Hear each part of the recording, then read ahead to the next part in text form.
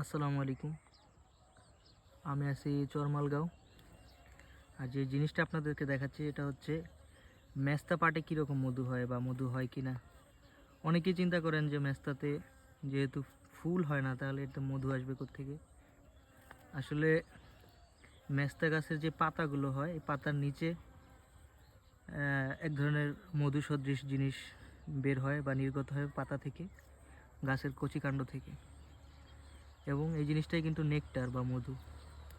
এবং যেরকমটা আমি দেখাচ্ছি যে এখানে আপনি সেরেনা মৌমাছি দেখতে পাচ্ছেন, সে খুব তড়িঘড়ি করে এরকম প্রত্যেকটা পাতার নিচে যে নেকটার সংগ্রহ করছে। এবং মেস্তা পাটে বেশ ভালো রকমের মধু হয়। আর যেসব এরিয়াতে মেস্তা পাট থাকে ওইখানে যদি কোনো মৌমাছির চাক থাকে প্রাকৃতিক, তো ওই চাকে বেশ পরিমাণ মধু পাওয়া যায়।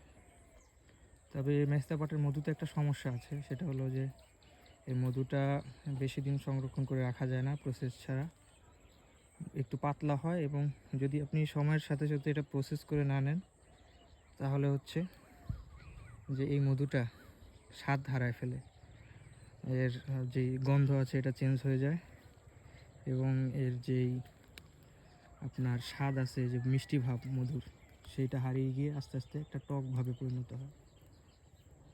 তো এই হলো বিষয়। আর আমি যে এরিয়াটা দেখাচ্ছি এটা মূলত এই বিলটা পুরোটাই হচ্ছে আপনার মেস্তা পাট।